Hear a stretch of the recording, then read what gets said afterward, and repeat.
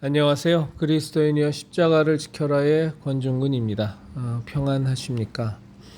예수님의 참된 평안이 여러분과 여러분의 가족분들에게 또 저와 저희 가족에게 온전히 임하기를 진심으로 바랍니다.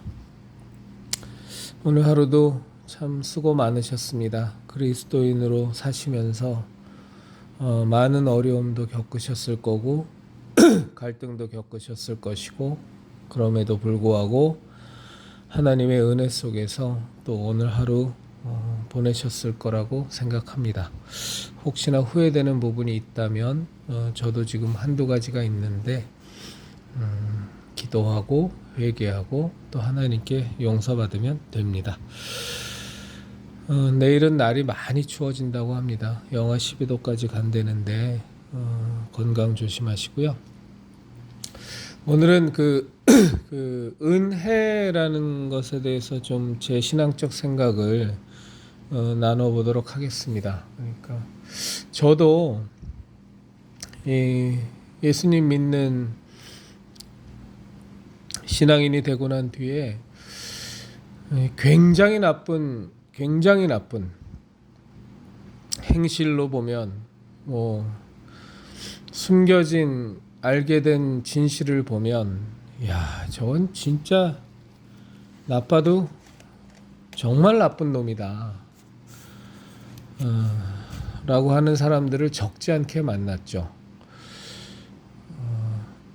참 가슴 아픈 일이지만 저희 그 소천하신 부모님 생존해 계실 때 저희 집에 가장 큰 재정적으로 가장 큰 어려움을 겪게 사기친 놈이 안수 집사였습니다. 그 녀석 형이 제 이름만 대면 다 아는 제법 유명한 교회 목사였고요. 우리가 이제 신앙생활 하다 보면 아무래도 기독교인들을 만나면 반갑기도 하고 또 정반대되는 모습을 보게 될 때 더 실망하기도 하고 이제 마음의 상처도 많이 받고 이제 그렇게 되는 것은 뭐 당연한 것 같습니다. 왜냐하면 우리가 하나님 만나게 되면서 그래도 하나님 만난 사람이라면 이렇게 살아야 되지 않겠느냐라는 그런 어떤 기준이 사람마다 좀 다르긴 하겠지만 각자가 다 생기지 않습니까? 이제 그러다 보면 이게 정말로 저건 아닌데 싶은 사람 만나면 욕도 나지만 그 욕하면서도 또 우리들의 마음에 상처가 되죠. 그러면 이제 이런 생각이 듭니다. 이제 그런 사람들, 죄송합니다. 제가 이런 표현 쓰겠습니다. 이제 그런 놈들을 만나면 정말로 저것들도 구원을 받았을까? 정말로 저것들도 하나님이 사랑하실까? 이런 생각이 그냥 저절로 듭니다. 결론부터 말씀을 드리면 정말 우리가 볼 때 욕밖에 안 나오고 구역질밖에 안 나는 인간들일지라도 그가 정말로 예수 그리스도의 십자가 대속의 은혜를 정말로 믿고 있다면 당연히 구원받습니다. 그것이 은혜입니다. 우리의 머리로는 상상할 수 없지만 그것이 은혜입니다. 참 이것에 대해서 아멘으로 이렇게 마음으로 100% 긍정하기가 참 어려운 게 우리 인간의 그 졸렬한 마음입니다. 저에게도 무진장 많이 있고요.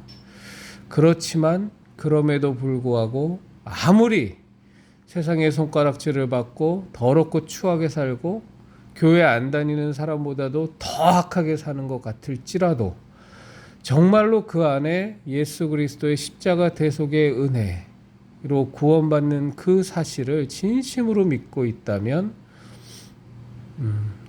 그에게 구원은 있습니다. 그것이 은혜이기 때문에 그렇습니다. 아무 구원받을 공로가 없는 우리들을 일방적으로 사랑하셔서 그저 사랑의 하나님이시기 때문에 그저 우리의 창조주이시기 때문에 우리의 모든 허물 그대로를 다 아시면서도 무조건적으로 일방적으로 사랑하셔서 구원하시기 위해서 보내주신 분, 그리고 죽으신 분이 바로 예수 그리스도이시기 때문에 그렇습니다. 이제 성경을 보면 우리가 그 인간의 연약한 부분에 대해서 생각할 때 그 다윗 얘기를 많이 하지 않습니까? 그 우리아의 아내를 취하기 위해서 우리아의 아내와 간통을 하고 그것을 은폐하기 위해서 너무나도 충성된 신하였던 우리아를 최전방의 일선으로 보내서 죽음을 피할 수 없는 전장터로 보내서 죽게 만드는 다윗의 죄악을 우리가 보지 않습니까? 그리고 그 나단 선지자를 통해서 다윗에게 강력한 하나님의 경고의 메시지가 전달되었을 때 다윗이 바로 회개에 들어갑니다. 물론 그 회개를 하는 와중에도 그 우리아의 아내와의 간음으로 낳은 아들은 죽죠. 그렇지만 하나님께서는 다윗을 용서하십니다. 그리고 다윗을 마음에 합한 자라고까지 말씀을 하시죠. 이거를 만에 하나 그 사실을 우리아도 가족이 있었다면, 이제 지금 저는 이제 그런 상상들을 가끔 해보니까 우리아도 가족이 있었을 텐데 우리아의 가족의 입장에서 하나님께서 다윗이 회개했다고 해서 그 다윗을 했다는 그 사실을 우리아의 가족이 들었다면 우리아 가족은 어떤 마음이었을까요? 물론 이건 인간적인 생각입니다. 그리고 인간적인 가정입니다. 그렇지만 우리아의 가족 입장에서는 정말로 다윗은 소위 말해서 찢어 죽이고 싶은 그런 대상이었을 거예요. 오로지 자신에게 충성을 다한 신하를, 그 아내를 빼앗기 위해서, 그리고 빼앗은 그 사실을 은폐하기 위해서 우리가 고의로 사지로 내보낸 그 다윗에 대한 증오심이 얼마나 컸겠습니까? 그들에게 있어서 하나님이 공정하다고 느껴졌겠습니까? 우리가 예전에 그 밀양이란 영화, 아주 악의적으로 만든, 기독교 폄하를 위해서 아주 악의적으로 만든 영화지만 다윗이 우리아를 죽인 거는 사실은 실제였잖아요. 그 밀양은 이창동이가 완전히 기독교를 폄훼하기 위해서 시나리오를 만든 거였지만 다윗의 우리아 사건은 사실이었지 않습니까? 근데 우리아 가족 입장에서 보면 억장이 무너지는 겁니다. 저 찢어 죽여도 시원찮은 다윗을 하나님이 용서하시다니요. 그 억울함과 그 분노가 얼마나 컸겠습니까?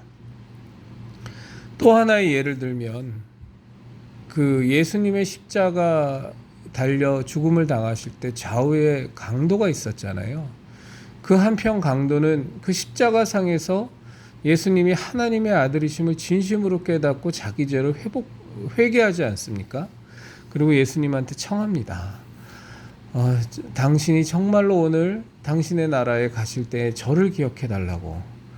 그때 예수님께서 그가 진심으로 믿음을 갖고 회개한 걸 보고 그 회개한 강도에게 말씀하시죠. 네가 오늘 나와 함께 낙원에 있으리라 라고요. 만에 하나 그 강도로부터 피해를 입은 가족이 그 십자가 만약에 밑에서 있다가 예수님의 그 구원을 받았다는 그 선포의 메시지를 그 가족이 듣는다면 그 가족의 마음은 어떻겠습니까? 내 소중한 사람을 위하고 살인을 저질렀을 수도 있는데 십자가형이라는 건 가장 극형에 해당하는 그 형벌이었으니까 얼마나 극악무도한 죄를 범했겠어요. 그렇죠? 근데 그 강도에게 예수님께서 네가 오늘 나와 함께 낙원에 있으리라라는 구원의 메시지를 선포하는 그 장면을 그 강도의 피해자의 가족이 만약에 들었다고 한다면 그 마음이 어땠겠어요? 그냥 발기발기 다 찢어버려지지 않았을까요? 그 분노와 그 낙심이 얼마나 컸겠습니까? 그것이 그냥 우리의 인간의 생각입니다. 그런데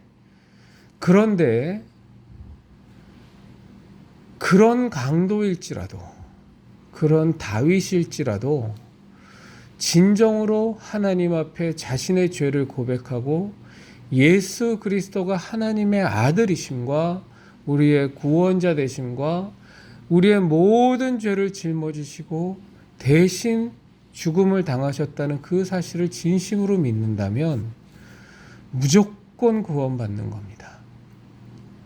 그것이 은혜입니다. 우리의 머리로는 이해할 수 없지만 인간의 머릿속에서의 공정이라는 잣대와 하나님의 은혜라는 것은요, 비교가 안 되는 전혀 다른 차원의, 그리고 전혀 다른 수준의 것입니다. 그 은혜가 왜 그것이 가능하냐면요, 하나님의 아들이 죽으셨기 때문입니다. 이해가 되십니까, 형제자매님들? 우리의 죄를 사하시기 위해서 그 죄의 짐을 짊어지신 분이 우리 같은 수준의 인간이 아니라 온 우주 만물을 창조하시고 우리를 다 창조하신 그 하나님이신 그 하나님의 아들 예수 그리스도께서 우리의 죄를 사하셨기 때문입니다. 제가 지금 드리는 비유는 결코 적합한 비유가 아닙니다. 제가 궁색해서 드리는 하나의 비유인데, 예를 들어서 한 사람이 누군가에게 100만 원의 빚을 졌다고 해요. 한 사람은 또 누군가에게 10억의 빚을 졌다고 하죠. 근데 그 빚들을 다 갚질 않았어요. 그럼 우리가 보기엔 정말 100만 원 빚 지고 갚지 않은 사람은 경범죄자고 10억의 빚을 지고 안 갚은 사람은 중범죄자라는 우린 생각을 갖지만, 그런데 그 빚을 탕감하기 위해서 대신 누군가가 그 대가를 치러줬는데, 그 대가를 치른 돈이 뭐였냐면 수십조 수백조의 대가를 대신 치러줬다면 거기에서 100만 원 빚진 자냐, 100만 원 떼어먹은 자냐, 10억을 떼어먹은 자냐라는 개념은 아무런 상관이 없는 겁니다. 아무 의미가 없는 겁니다. 예수 그리스도, 그 하나님이시자 하나님의 독생자이신 그 예수님께서 하나님께 우리의 죄를 탕감하시기 위해서, 방금 말씀드린 어줍지 않은 비유의 예를 들면, 누구는 100만 원의 빚을 안 갚는 죄를 졌고 누구는 수십억의 빚을 안 갚는 죄를 졌는데, 하나님 입장에선 둘 다 죄인인데, 그리고 경중이 있을 것 같은데, 대신 저들의 죄를 내가 대신 갚겠습니다 하고서 누군가가, 그것이 하나님의 아들이 수십조의 값어치를 하나님께 대신 지불하신 거예요.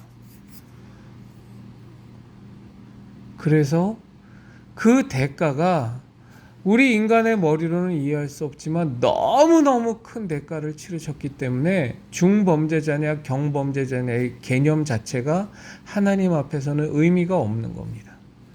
오로지 하나님께서의 기준은 너의 죄를 다 대신 짊어지신 예수 그리스도의 죽음과 그 죄사함의 보혈의 능력이, 그 피로 너희가 더 씌워졌느냐, 너희가 깨끗이 씻음을 받았느냐, 양털같이 휘어졌느냐, 눈과 같이 휘어졌느냐만 남는 겁니다. 이것이 은혜입니다. 이것이 우리의 신앙과 다른 어떤 종교에서의 용서라든가 다른 어떤 종교에서의 자비하고도 비교조차가 할 수 없는 근본적인 다른 겁니다. 기독교 신앙의 가장 커다란 차이점은요, 다른 종교와의 우리의 신앙의 가장 커다란 차이점은 은혜라는 겁니다. 은혜. 용서함 받는다는 겁니다. 이게 아주 기가 막힌 거고, 우리의 머리로는 죽었다 깨나도 1000만 번 죽었다 깨나도 도저히 이해할 수 없는 그 하나님 은혜의 어마어마한 지경인 건데, 그런데 우리가 이것을 하나님을 믿고 예수 그리스도의 은혜에 사로잡히고 성령님이 우리 가운데 오시면 전부는 아닐지라도 이 은혜의 그 크기와 이 은혜의 그 깊이에 대해서 조금씩 알아갈 수 있는 겁니다. 그래서 우리는 하나님의 은혜를 알면 알수록, 하나님의 사랑을 알면 알수록 우리의 죄가 더 커져 보이고 그 모든 죄를 다 사하신 하나님의 은혜에 우리는 경배와 찬양을 올릴 수밖에 없는 겁니다. 이 말씀을 왜 드리는지 우리 그리스도인이여 십자가를 지켜라의 채널을 함께 하시는 형제 자매님들은 아실 거예요. 자, 우리는 매일매일 저 마귀의 세력과 전쟁을 치르고, 어떤 분은 이런 모습으로, 어떤 분은 저런 모습으로, 어떤 분은 최전방에서, 어떤 분은 중간지대에서, 어떤 분은 후방에서, 다 우리 그리스도인들은 지금 마귀의 저 괴계와 세력들과 전쟁을 치르며 살아갑니다.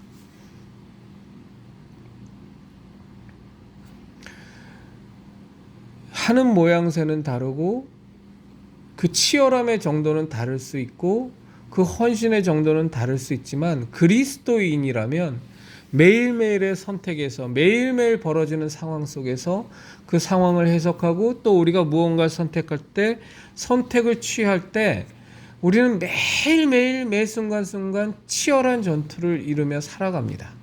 그런데 그러다 보면 우리가 알게 모르게 굉장히 교만해질 때가 많아요.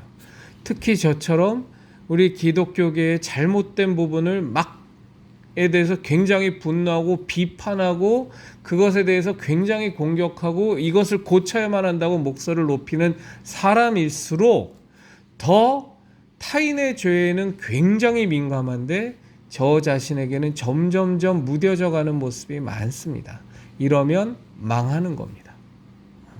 내가 100원의 죄를 졌건 100억의 죄를 졌건 그 모든 죄악은 하나님의 거룩함 앞에 독대하게 될 때 너무너무 시커먼 죄악이고 도무지 씻을 수 없는 죄악이 분명하고 너무나 확실한 거고, 그거는 아무런 차이도 없는 그저 우리가 살면서 드러난 열매가 누구는 좀 작을 뿐이고 누구는 클 뿐이지, 그 기본적인 죄의 뿌리는 다 똑같은데, 그럼에도 불구하고 우리가 100원짜리 죄를 졌건 100억짜리 죄를 졌건 그 모든 죄를 사하시는 예수 그리스도의 십자가 대속의 은혜가 수백조, 수천조, 수경, 수해만큼 크기 때문에 그 모든 것이 우리는 씻김을 받을 수 있을 뿐입니다. 그래서 사실은 하나님 앞에 우리가 서면 어떤 드러난 열매가 크건 작건 하나님 앞에 동일한 죄인이고, 그 모든 동일한 죄인을 향해서 하나님의 놀라운 은혜가 우리를 덮으실 뿐이기 때문에 우리가 스스로 교만해질 이유가 눈꼽만큼도 없습니다. 그리고 나보다 더 큰 죄인인 거라고, 저 사람들을 손가락질하고 저 사람들에겐 구원이 없을 거라고 말할 수 있는 자격이 우리에겐 눈꼽만큼도 없습니다. 오로지 그 판단은 하나님이 하실 거예요. 저 사람에게 진정 믿음이 있는지.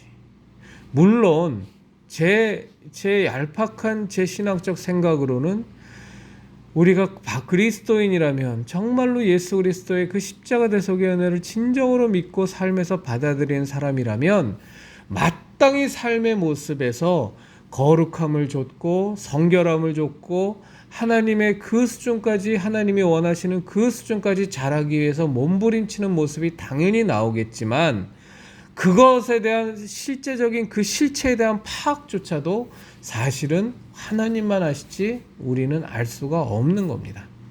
그래서 우리가 이렇게 살면서 정말로 그리스도인으로 우리가 몸부림치면서 이 마지막 때에 저 마귀의 세력과 맞서서 매일매일 치열한 전투를 하면서 살아가면서 우리가 절대적으로 경계할 부분이 교만해지는 겁니다. 절대 그렇게 하면 안 되고, 그리고 우리 주변에 같은 그 교회를 다니는 교인들을 볼 때 저것들은 구원이 없을 거야 하고 쉽게 예단하고 그것들을 판단하고 정죄하는 것을 굉장히 조심해야 됩니다. 다만 이 하나 분명하게 구분되는 건 그들이 잘못하고 그들이 하나님의 뜻에 반하고 하나님을 대적하고 하나님께 맞서는 부분에 있어서는 신랄하게 비판을 하고 정말 그것이 성경에 위배되고 하나님의 뜻에 불일치한다라는 것을 우린 분명히 지적하고 그것을 경계해야 되겠지만, 그러나 정말로 우리가 구원이라는 부분은 남이 저 사람이 구원을 받았나 안 받았나의 부분은 쉽게 판단하고 함부로 얘기할 것은 아닙니다. 다만 우리가 짐작은 되죠. 그거는 내 마음속에만 갖고 있으면 되는 겁니다. 제가 이 부분은 꼭 좀 나누고 싶었고요. 이제 시간이 많이 가서 뭐 간단하게 그냥 요 내용만 좀 나누고 싶습니다. 그러니까 우리 그리스도인들의 그 주된 적들이 있습니다. 이거 분명히 좀 우리가 확실하게 짚고 넘어가야 됩니다. 그래서 여러분들도 시간이 되실 때 이렇게 뭐 위키피디아니 뭐 이렇게 좀 찾아보시면서 좀 실체를 좀 아시면 좋습니다. 그래서 이런 저 같은 사람을 통해서나 뭐 다른 깨어 있는 분을 통해서 이렇게 들으시면서 배우시는 것도 좋지만 WCC의 홈페이지도 한번 찾아가서 여러분들 눈으로 좀 확인해 보시고, 우리 주적들이 있지 않습니까? WCC, NCCK, 그리고 한신, 한국신학교죠. 그 다음에 연신 굉장히 심각합니다. 거긴 거의 기독교 신앙 다 무너뜨리는 곳입니다. 한신이 좌파 이념으로 무너뜨리는 곳이라고 한다면 연신은 좌파 이념 플러스 학문적인 깊이로 또 무너뜨리는 아주 거의 골 때리는 데입니다. 정말로 위험한 데입니다. CBS의 뭐 잘잘법 이런 거